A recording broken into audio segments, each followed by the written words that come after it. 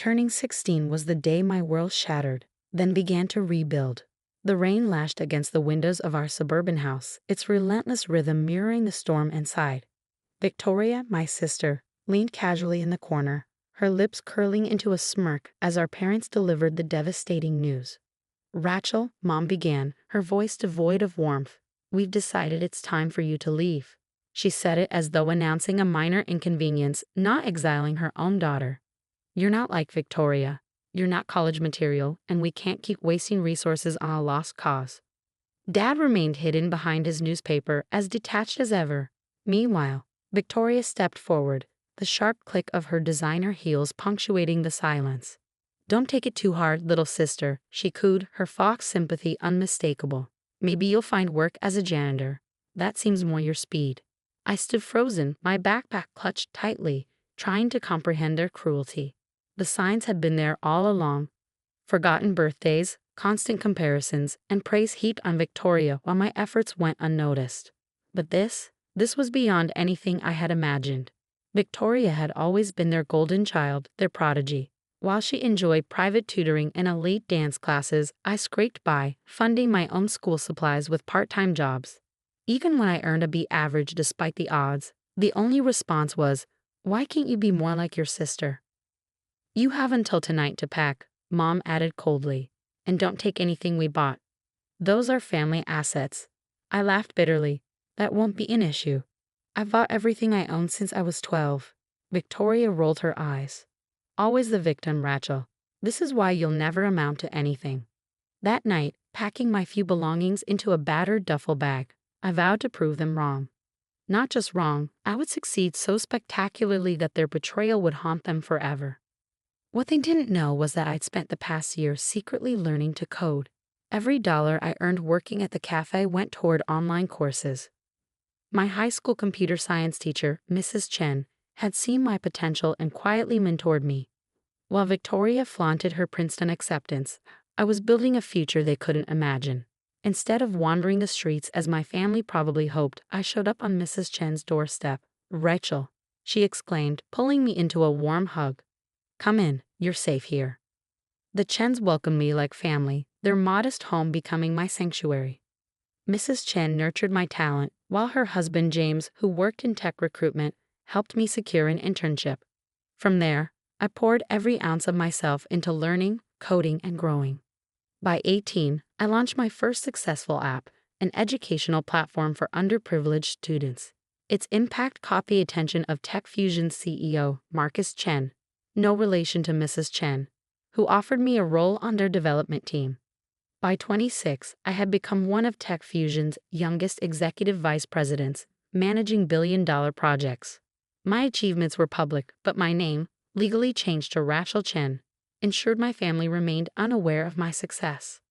Meanwhile, Victoria followed the predictable path: law school, a prestigious firm, and a marriage to Bradley Thompson, a lawyer from old money. Mom and Dad filled their social media with her picture-perfect life, blissfully ignorant of mine. Then fate intervened. One routine day at work, my assistant buzzed in. "Ms. Chen, the representatives for the merger meeting are here. They're from Thompson, Williams and Associates." My heart skipped a beat. Victoria's firm. "Send them in," I said, adjusting my designer suit and settling into my office chair. The door opened and there she was, Victoria, poised and polished, followed by Bradley and their colleagues. The moment her eyes met mine, her expression faltered. Her Hermes bag slipped from her hand, hitting the floor. "Rachel?" she whispered, stunned. "How?" I smiled coolly. "Welcome to TechFusion. Shall we discuss the merger?" Victoria's composure crumbled as realization dawned. Her nothing of a sister sat in a corner office towering over the city, commanding a power she'd never dreamed I could hold. "This can't be real," she stammered. You're not supposed to be here." I leaned back, the weight of my triumph speaking louder than words. "Well, Victoria, I'm here. So shall we begin?" Bradley cleared his throat, attempting professionalism. "Ms. Chen, we weren't aware of your connection to Victoria." I let the moment linger, savoring the sweet taste of vindication. "No, I'm sure you weren't aware," I replied, my voice calm and sharp. Just like you probably didn't realize your firm's future rests entirely on my recommendation regarding this merger. Victoria's face, already pale, turned ghostly white. The weight of my words settled on her like an avalanche. 10 years ago, she had laughed as our parents cast me out. Now the life she built on superiority and control was dangling by a thread, and I held the scissors. The meeting that followed was one of the most satisfying moments of my life. Watching Victoria squirm under the weight of her crumbling facade felt like justice, but this was just the beginning. She had no idea what was coming next, and neither did our parents. Revenge, like success, is best served with careful planning and perfect timing. As Victoria and her team left my office, I saw the cracks forming in her once impenetrable confidence. Everything she thought she knew about herself, her power, her superiority, was unraveling in real time. This was just part one of a decade-long plan. The real blow was yet to come. News of the meeting spread quickly through her circles. Within days, whispers of my identity replaced the reverent mentions of her accomplishments. Rachel Chen, the tech genius, the prodigy on magazine covers, the self-made millionaire, was no longer just a name in the tech world. To Victoria, I was the sister she had dismissed and discarded. My phone buzzed relentlessly with calls and messages from her. 17 missed calls in a single day. Each one was a small victory, a stark reminder of the countless times my family had ignored me. Ms. Chen, my assistant Sarah's voice came through the intercom. "Your sister is in the lobby again. She's insisting on seeing you." I glanced at my Rolex, a symbol of how far I'd come from that 16-year-old girl in thrifted clothes. "Let her wait," I replied smoothly. "I have more pressing matters to attend to." Those pressing matters included signing the final paperwork for Tech Fusion's acquisition of Thomson Williams and Associates. But not through the merger they desperately sought. This was a hostile takeover, a decisive end to their firm as they knew it. An hour later, Victoria burst into my office. Her once flawless appearance was in shambles. Her suit wrinkled, her mascara streaked from tears. "Rachel, please," she began, her voice trembling. "You have to talk to me. The merger, our firm depends on it." I leaned back in my chair, letting the moment stretch. "Interesting. Now you need something from me. Quite the change from 10 years ago, isn't it?" "I was young," she protested weakly, desperation etched into her features. "We all were." I didn't understand. "Didn't understand what?" I interrupted, my tone icy. "That treating your own sister like garbage might come back to haunt you. That the person you threw away might actually amount to something." She sank into the chair opposite me, the weight of her guilt pulling her down. "What do you want, Rachel? An apology? Money? Just tell me." I laughed, a sound as bitter as it was triumphant. "Money?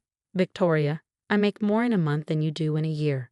And as for an apology," I rose from my chair and walked to the floor-to-ceiling windows overlooking the city. "It's far too late for that." "Mom and Dad want to see you," she whispered. "They're devastated they didn't know about your success." "Devastated they missed out on the money, you mean?" I replied, not bothering to mask my disdain. "Tell me, did they ever look for me after throwing me out? Did any of you?" Her silence was answer enough. "Mrs. Chen looked for me," I continued, my voice steady with resolve. "She and her husband gave me a home, believed in me, and supported my dreams. They're my real family." Victoria's eyes widened in realization. He changed your name to Chen." "I did," I said simply. "The moment I turned 18. I wanted nothing to do with a name that brought me nothing but pain." Just then, my phone buzzed. A message from Marcus Chen, Tech Fusion's CEO. "Acquisition approved by the board. Proceed as planned." I turned back to Victoria, my expression unreadable. "You'll be getting some interesting news about your firm soon. I suggest you update your resume." Her panic was palpable. "What do you mean?" I savored the moment before delivering the blow. "Tech Fusion isn't merging with Thomson, Williams and Associates," I said, each word deliberate. "We're buying it, and our first order of business is restructuring the management team." The blood drained from her face as the implications sank in. "You can't do this. Bradley's family, their connections." I laughed outright this time. "Bradley's country club connections. Victoria, I have dinner with senators and tech billionaires. His world is nothing compared to mine." As if on cue, her phone buzzed. Bradley's name lit up the screen. The news was spreading like wildfire. This isn't just about me, she pleaded, her voice cracking. Think about the employees, their families. Don't lecture me about caring for others, I said sharply. Unlike our parents, I don't punish innocent people for someone else's mistakes. The employees will be taken care of, but the senior partners who perpetuated that toxic culture, they're out. She stood shakily, her entire world collapsing around her. Mom and Dad will be at my house tonight, she said, her voice barely above a whisper. They want to make things right. I paused, considering her words. Seeing them grovel might be amusing, but I had a better idea. Tell them to come to the Capitol tomorrow night at 8. I'll reserve a private room. After she left, I called Mrs. Chin. They took the bait, I said, satisfaction evident in my tone. Are you sure about this, Rachel? She asked gently. Revenge can feel hollow in the end. This isn't just revenge, I assured her. This is justice. And tomorrow, they'll finally understand what that means. The next evening, I sat in the Capitol's most exclusive dining room, the pinnacle of luxury. When my family arrived, their expressions were a mix of awe and discomfort. The daughter they discarded now commanded a world they could only dream of entering. Rachel, Mom began, stepping forward as if to hug me. I didn't move. Please, I said coldly, gesturing to the table. Sit. Dad cleared his throat, clearly out of his depth. We've been doing a lot of thinking, Princess. Don't, I interrupted. You lost the right to call me that the day you threw me out. Mom's eyes filled with tears, perfectly timed as always. We made a mistake, she sobbed. We were so wrong about you. The waiter approached, presenting a bottle of wine worth more than their monthly mortgage payment. I gestured for it to be poured, the sound of the cork popping slicing through the tense air. Yes, you were wrong, I said, my tone calm but unyielding. But that's not why I agreed to this dinner.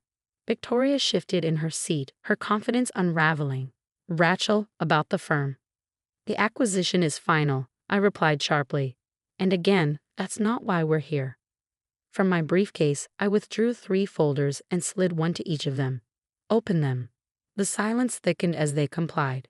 Inside each folder were meticulously documented records, a timeline of their cruelty, from forgotten birthdays to scathing remarks, juxtaposed with financial statements, property deeds, and investment portfolios, all of it theirs.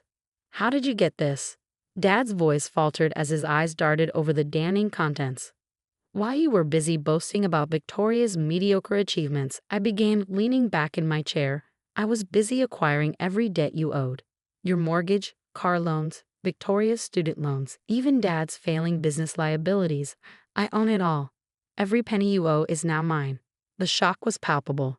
Mom's hands trembled as she clutched the folder, her perfectly manicured nails denting the expensive paper. Now, I said, taking a measured sip of the wine, we're going to discuss terms. The private dining room fell into an uneasy silence. For once, they were at a loss for words.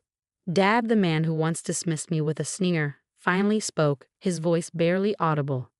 What do you want? What I want, I said, leaning forward, is for you to understand what you threw away 10 years ago. Not just a daughter, but someone who could have been your greatest ally. Mom dabbed at her tears, her designer mascara smudging in streaks. We can be a family again, she whispered, her voice breaking. Please, Rachel, we'll do anything. Anything. I raised an eyebrow, pulling out another set of papers. Then sign this. Victoria, ever the lawyer, grabbed the document first. Her face paled as she read it. This is everything. The house, Dad's business, my trust fund. Precisely, I said coolly. Sign it all over to me and I'll erase your debts. Refuse and tomorrow I'll foreclose on everything. You can't do this, Dad protested, his voice tinged with desperation. We'll be ruined. Ruined, I echoed, a cold laugh escaping my lips. Let me tell you about ruined. Ruined is being 16 and sleeping in a park because your family threw you out. Ruined is working 3 jobs just to afford a meal. Ruined is watching the sister who mocked you post about her perfect life while you fight to survive. Victoria's anger flared. You're better than this, Rachel. You've already won.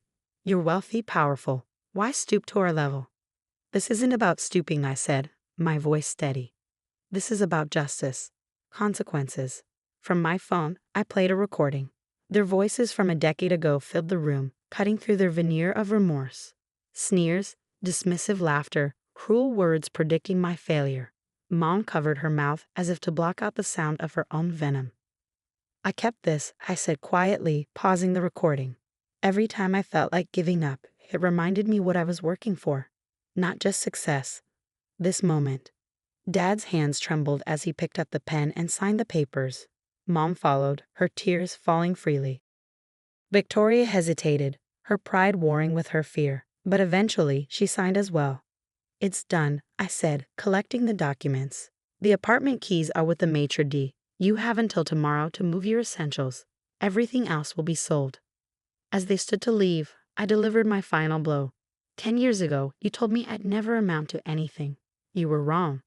I became everything you said I couldn't, not because of you, but in spite of you. Victoria paused at the door, her voice fragile. Will we ever see you again? I considered her question. That depends on whether you learn from this. After they left, Mrs. Chen entered the room, her warm smile a balm to my hardened exterior. She hugged me tightly. Are you okay, sweetheart? For the first time in 10 years, I said, my voice lighter. I think I am. The next morning, I watched movers dismantle my old family home. Piece by piece, Victoria's perfect life unraveled. Dad's business was already undergoing restructuring, and Mom's social circle buzzed with the scandal of their fall from grace. But revenge wasn't my ultimate goal. I had something bigger in mind. The following week, I announced the creation of the Chen Foundation for Youth Empowerment. Its mission, to support abandoned and struggling teens, giving them the tools to rewrite their own stories. When I unveiled the foundation headquarters to Mrs. Chen, she cried. This, she said, her voice thick with pride, is your real victory, turning pain into purpose. She was right. The legacy I was building wasn't born from vengeance, but from hope. Each teenager who walked through the foundation's doors would find the support I once needed and received from the Chens. Months later, a letter arrived from Victoria. She wrote about her new life, working as a paralegal, living in a modest apartment, and finally understanding the value of humility. I didn't respond. Instead, I anonymously donated to the legal aid clinic where she worked, ensuring they could continue helping others. Success, I realized, wasn't just about proving my family wrong. It was about proving to myself that resilience could triumph over cruelty. My biological family may have abandoned me, but their rejection had forged me into someone unstoppable. Someone who not only survived but thrived and used that success to lift others. In the end, I had gained something far more valuable than revenge. I had found freedom, purpose, and an unshakable peace. The girl they threw away had become the woman they could never be, happy, fulfilled, and whole.